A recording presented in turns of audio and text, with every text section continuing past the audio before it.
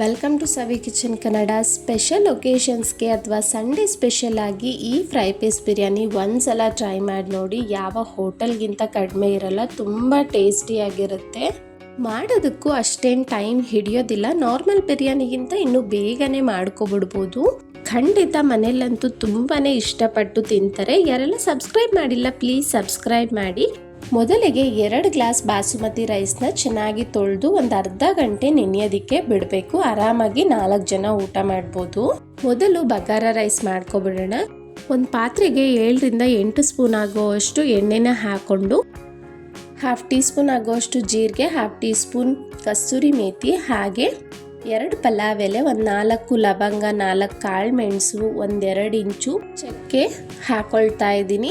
ನೀವು ಬೇಕಾದರೆ ಪಲಾವ್ ಸಾಮಾನು ಏನೇನಿದೆ ಎಲ್ಲವನ್ನು ಹಾಕೋಬೋದು. ಇನ್ನು ಕಲ್ಲು, ಜಾಪತ್ರೆ, ಏಲಕ್ಕಿ ಎಲ್ಲವನ್ನು ಒಂದು 30 ಸೆಕೆಂಡ್ಸ್ ಎಣ್ಣೆಯಲ್ಲಿ ಫ್ರೈ ಮಾಡಾದ್ಮೇಲೆ 4 ರಿಂದ 5 ಹಸಿಮೆಣಸಿನ್ಕಾಯಿನ ಮಧ್ಯಭಾಗ ಕಟ್ ಮಾಡಿ ಸೇರಿಸ್ಕೊಳ್ತಾ ಇದ್ದೀನಿ. ಅನಂತರ 2 ಮೀಡಿಯಂ ಸೈಜ್ ಈರುಳ್ಳಿನ ಈ ರೀತಿ ಕಟ್ ಮಾಡಿಕೊಂಡು ಇಟ್ಕೊಂಡಿದ್ದೆ. ಅದನ್ನು ಹಾಕೊಂಡು ಈರುಳ್ಳಿ ಚೆನ್ನಾಗಿ ಫ್ರೈ ಆಗಬೇಕು, ಅಲ್ಲಿ ತನಕ ಫ್ರೈ ಮಾಡ್ಕೊಳ್ತಾ ಬರಬೇಕಾಗತ್ತೆ. ಸುಮಾರು ಇಲ್ಲಿ 1 ನಿಮಿಷ ಈರುಳ್ಳಿನ ಫ್ರೈ ಮಾಡಾದ್ಮೇಲೆ 1 ಟೇಬಲ್ ಸ್ಪೂನ್ ಆಗುವಷ್ಟು ಶುಂಠಿ ಬೆಳ್ಳುಳ್ಳಿ ಪೇಸ್ಟ್ನ ಹಾಕ್ತಾ ಇದ್ದೀನಿ ನೋಡಿ. ಈಗ ಹಸಿ ಸ್ಮೆಲ್ಲೆಲ್ಲ ಹೋಗೋವರೆಗೂ ಫ್ರೈ ಮಾಡ್ಕೊಳ್ಳೋಣ. ನೀವು ಮನೆಯಲ್ಲೇ ಫ್ರೆಶ್ ಆಗಿ ಚೆನ್ನಾಗಿ ಕ್ರಷ್ ಮಾಡಿ ಹಾಕಿದ್ರೂ ಚೆನ್ನಾಗಿರುತ್ತೆ ನೋಡಿ. ಒಂದು 5-6 ಗೋಡಂಬಿನೂ ಸಹ ಹಾಕೊಳ್ತಾ ಇದ್ದೀನಿ. ಅದು ಲೈಟಾಗಿ ಒಂಚೂರು ಬಣ್ಣ ಚೇಂಜ್ ಆಗಲಿ. ಈರುಳ್ಳಿ ಎಲ್ಲ ಗೋಲ್ಡನ್ ಬ್ರೌನ್ ಆದಮೇಲೆ ಇಲ್ಲಿ 1 ಹಿಡಿ ಆಗುವಷ್ಟು ಪುದೀನ, 1 ಹಿಡಿ ಆಗುವಷ್ಟು ಕೊತ್ತಂಬರಿ ಸೊಪ್ಪನ್ನ ಸಣ್ಣದಾಗಿ ಹೆಚ್ಚಿಬಿಟ್ಟು ಸೇರಿಸ್ಕೊಂಡಿದ್ದೀನಿ ನೋಡಿ. ಜಸ್ಟ್ 1 ನಿಮಿಷ ಫ್ರೈ ಮಾಡಿದ್ರೆ ಸಾಕು. ಆ ಫ್ಲೇವರ್ ಎಲ್ಲ ಬಿಟ್ಕೊಂಡು ಕಂಪ್ಲೀಟ್ ಸಾಫ್ಟಾಗಿ ಆಗಿಬಿಡುತ್ತೆ ಕೊತ್ತಂಬರಿ ಪುದೀನ. ಈಗ ಇದಕ್ಕೆ 1 ಟೇಬಲ್ ಸ್ಪೂನ್ ಆಗುವಷ್ಟು ಧನಿಯಾ ಪುಡಿ, ಅರ್ಧ ಟೇಬಲ್ ಸ್ಪೂನ್ ಆಗುವಷ್ಟು ಗರಂ ಮಸಾಲ ಅಥವಾ ಬಿರಿಯಾನಿ ಮಸಾಲ ಹಾಕೊಳ್ಳಿ. ಹಾಕಿರೋಂಥ ಪೌಡರ್ ಸೀದೋಗಬಾರ್ದು. ಲೋ ಫ್ಲೇಮ್ ಇಟ್ಕೊಂಡು ಎಲ್ಲವನ್ನು ಒಂದ್ಸಲ ಚೆನ್ನಾಗಿ ತಿರುಗಿಸ್ಕೊಡಿ. ಈಗ ಇದಕ್ಕೆ 4 ಟೇಬಲ್ ಸ್ಪೂನ್ ಆಗುವಷ್ಟು ಮೊಸರನ್ನ ಹಾಕೊಳ್ತಾ ಇದ್ದೀನಿ. ಹಲವಾರು ರೀತಿಲಿ ಮಾಡ್ತಾರೆ ಬಗಾರ ರೈಸ್ನ. ಇದು one of the best and easiest. Taste ಚೆನ್ನಾಗಿರುತ್ತೆ, ತುಂಬ ಮೈಲ್ಡ್ ಫ್ಲೇವರಲ್ಲಿ. ರುಚಿಗೆ ತಕ್ಕಷ್ಟು ಉಪ್ಪನ್ನು ಹಾಕ್ಕೊಂಡು ಎಲ್ಲವನ್ನು ಚೆನ್ನಾಗಿ ಮಿಕ್ಸ್ ಮಾಡ್ಕೊಳ್ತಾ ಇದ್ದೀನಿ. ನಾನಿವತ್ತು ಪಾತ್ರೆಯಲ್ಲಿ ಮಾಡ್ತಿರೋದ್ರಿಂದ 1 ಗ್ಲಾಸ್ ಬಾಸುಮತಿ ಅಕ್ಕಿಗೆ 2 ಗ್ಲಾಸ್ ಆಗುವಷ್ಟು ನೀರನ್ನು ಹಾಕ್ತಾ ಇದ್ದೀನಿ. ನೀವು ಕುಕ್ಕರಲ್ಲೆಲ್ಲ ಮಾಡೋರಾದರೆ 1 ಗ್ಲಾಸ್ ಬಾಸುಮತಿ ಅಕ್ಕಿಗೆ 1.5 ಗ್ಲಾಸ್ ಆಗುವಷ್ಟು ನೀರು ಸಾಕಾಗುತ್ತೆ. ಇಲ್ಲಿ ನಾನು 2 ಗ್ಲಾಸ್ ಅಕ್ಕಿಗೆ 4 ಗ್ಲಾಸ್ ನೀರು ಹಾಕ್ಕೊಂಡಿದ್ದೀನಿ. ಒಂದ್ಸಲ ಉಪ್ಪೆಲ್ಲ ಸರಿ ಇದೆಯಾ ಚೆಕ್ ಮಾಡ್ಕೊಳ್ಳಿ. ಸ್ವಲ್ಪ ನೀರು ಉಪ್ಪುಪ್ಪಾಗೆ ಇರಬೇಕು. ಬಾಸುಮತಿ ರೈಸು ಚೆನ್ನಾಗಿ ನೆಂದಿದೆ 30 ನಿಮಿಷ. ಈ ಕಡೆ ನೀರು ನೋಡಿ ಕುದೀತಿದೆ. ಈಗ ರೈಸನ್ನು ಹಾಕೊಳ್ತಾ ಇದ್ದೀನಿ.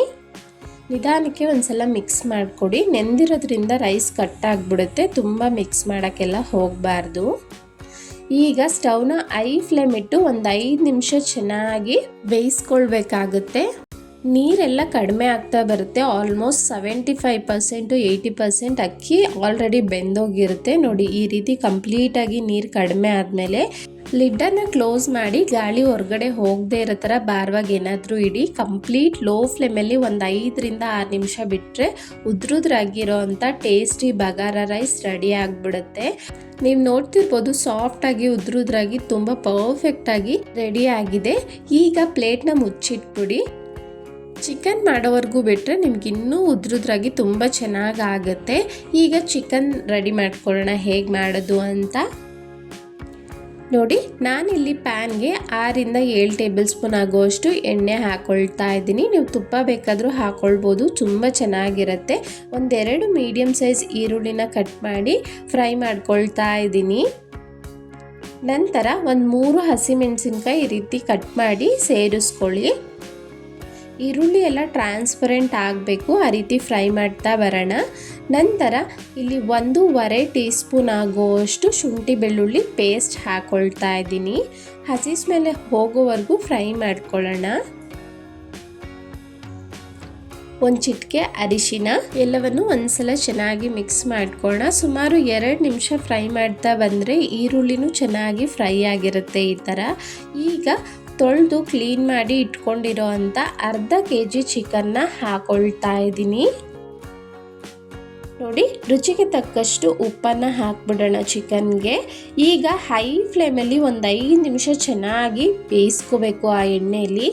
ಚಿಕನ್ ಲೈಟಾಗಿ ಬಣ್ಣನೂ ಚೇಂಜ್ ಆಗುತ್ತೆ. ಈ ರೀತಿ ಫ್ರೈ ಮಾಡ್ತಾ ಬನ್ನಿ. ಆ ನೀರೆಲ್ಲ ಬಿಟ್ಕೊಂಡು ಮತ್ತೆ ಕಂಪ್ಲೀಟ್ ಡ್ರೈ ಆಗುತ್ತೆ 5 ನಿಮಿಷದಲ್ಲಿ. ನೋಡಿ, ಸುಮಾರು 5 ನಿಮಿಷ ಹೈ ಫ್ಲೇಮಲ್ಲಿ ಚೆನ್ನಾಗಿ ಫ್ರೈ ಮಾಡ್ಕೊಂಡಿದ್ದೀನಿ. ಈಗ ಸ್ಟವ್ನ ನಾರ್ಮಲ್ ಮೀಡಿಯಮ್ ಫ್ಲೇಮಲ್ಲಿ ಇಟ್ಕೊಳ್ಳಿ. ಒಂದು 3 ಟೇಬಲ್ ಸ್ಪೂನ್ ಆಗುವಷ್ಟು ಮೊಸರು, ಹಾಗೆ ಒಂದು ಟೀ ಗ್ಲಾಸ್ ಆಗುವಷ್ಟು ನೀರನ್ನ ಹಾಕಿದ್ದೀನಿ. ನೋಡಿ, ಉಳಿದಿರೋ ಅಂಥ 50% ಈ ನೀರಲ್ಲೇ ಚಿಕನ್ ಚೆನ್ನಾಗಿ ಬೇಯಬೇಕಾಗುತ್ತೆ. ಆಗಾಗ ತಿರುಗಿಸ್ಕೊಳ್ತಾ ಪ್ಲೇಟ್ನ ಮುಚ್ಚಿಟ್ಟು ಚಿಕನ್ನ ಚೆನ್ನಾಗಿ ಬೇಯಿಸ್ಕೊಳ್ಳೋಣ. ಸುಮಾರು ಒಂದು 3 ನಿಮಿಷ ಆದಮೇಲೆ ನೋಡ್ತಿದ್ದೀನಿ, ನೀರು ಎಲ್ಲ ಡ್ರೈ ಆಗ್ತಾ ಬಂದಿದೆ. ಚಿಕನ್ನೂ ಅಷ್ಟೇ ಸಾಫ್ಟಾಗಿ 80% ಆಲ್ರೆಡಿ ಬೆಂದೋಗಿರುತ್ತೆ. ನೋಡಿ, ಚಿಕನ್ ಪೀಸ್ ಒಂದು ಕಟ್ ಮಾಡಿದ್ರೆ ಎಷ್ಟು ಈಸಿಯಾಗಿ ಕಟ್ ಆಗ್ತಿದೆ ಅಂತ, ಸಾಫ್ಟಾಗಿ ಬೆಂದಿದೆ ಆಲ್ರೆಡಿ. 1 ಟೇಬಲ್ ಸ್ಪೂನ್ ಆಗುವಷ್ಟು ಖಾರದ ಪುಡಿ, 1 ಟೇಬಲ್ ಸ್ಪೂನ್ ಆಗುವಷ್ಟು ಧನಿಯಾ ಪುಡಿನ ಹಾಕಿ ಒಂದ್ಸಲ ಚೆನ್ನಾಗಿ ಮಿಕ್ಸ್ ಮಾಡ್ಕೊಳ್ತೀನಿ. ನೋಡಿ, ಈ ರೀತಿ ಎಲ್ಲ ಮಸಾಲ ಪೌಡರು ಚಿಕನ್ಗೆ ಹೊಂದ್ಕೋಬೇಕು.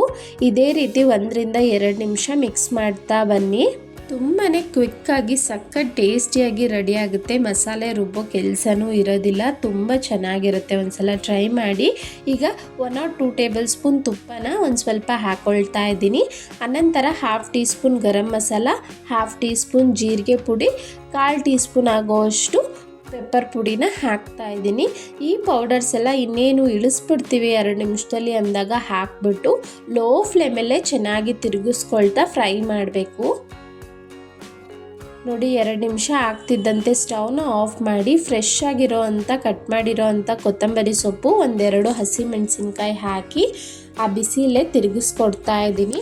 ಸಖತ್ ಸ್ಪೈಸಿಯಾಗಿ ಈ ಚಿಕನ್ ಗ್ರೇವಿ ರೆಡಿ ಆಯಿತು. ಇನ್ನೇನು ರೈಸ್ ಜೊತೆ ಸರ್ವ್ ಮಾಡೋದು ಅಷ್ಟೇ ಪೆಂಡಿಂಗ್. ನಾನಿವತ್ತು ಹೋಟೆಲ್ ಸ್ಟೈಲ್ನಲ್ಲೇ ಸರ್ವ್ ಮಾಡೋಣ ಅಂದ್ಕೊಂಡೆ. ಒಂದು ಬೇಯಿಸಿರೋವಂಥ ಮೊಟ್ಟೆ ಇಟ್ಟು ಚಿಕನ್ನ ಹಾಕ್ತಾ ಇದ್ದೀನಿ ಒಂದು ಬೌಲ್ಗೆ. ನಂತರ ಬಗಾರ ರೈಸ್ನ ಹಾಕ್ಕೊಂಡು ಗಟ್ಟಿಯಾಗಿ ಈ ರೀತಿ ಪ್ರೆಸ್ ಮಾಡಿಬಿಟ್ಟು ಒಂದು ಬಾಳೆ ಎಲೆ ಮೇಲೆ ಸರ್ವ್ ಮಾಡಿದ್ರೆ ಯಾವ ಹೋಟೆಲ್ಗಿಂತನೂ ಕಡಿಮೆ ಇರೋದಿಲ್ಲ. ಅಟ್ರಾಕ್ಟಿವ್ ಆಗಿ ಮಕ್ಕಳು ಖುಷಿಪಟ್ಟು ತಿಂತಾರೆ. ಒಂದ್ಸಲ ಈ ಸಂಡೇಗೆ ಇದನ್ನು ಟ್ರೈ ಮಾಡಿ. ನಿಮಗೆ ಹೇಗೆ ಬಂತು ಅಂತ ಕಮೆಂಟ್ನಲ್ಲಿ ತಿಳಿಸಿ. ಈ ವಿಡಿಯೋ ಇಷ್ಟ ಆಯಿತು ಅಂದ್ಕೊಳ್ತೀನಿ. ಪ್ಲೀಸ್ ಲೈಕ್ ಮಾಡಿ, ಹಾಗೆ ಸಬ್ಸ್ಕ್ರೈಬ್ ಯಾರ್ಯಾರು ಮಾಡಿಲ್ಲ ಸಬ್ಸ್ಕ್ರೈಬ್ ಮಾಡಿ, ನಿಮ್ಮ ಫ್ಯಾಮಿಲಿ ಫ್ರೆಂಡ್ಸ್ಗೆ ಶೇರ್ ಮಾಡಿ. ಚಾನಲ್ನಲ್ಲಿ ಆಲ್ರೆಡಿ ಹಲವಾರು ರೀತಿಯ biryani recipes, non veg recipes ಇದೆ. ಇಂಟ್ರೆಸ್ಟ್ ಇರೋರು ಹೋಗಿ ಚೆಕ್ ಮಾಡ್ಬೋದು. Thank you so much.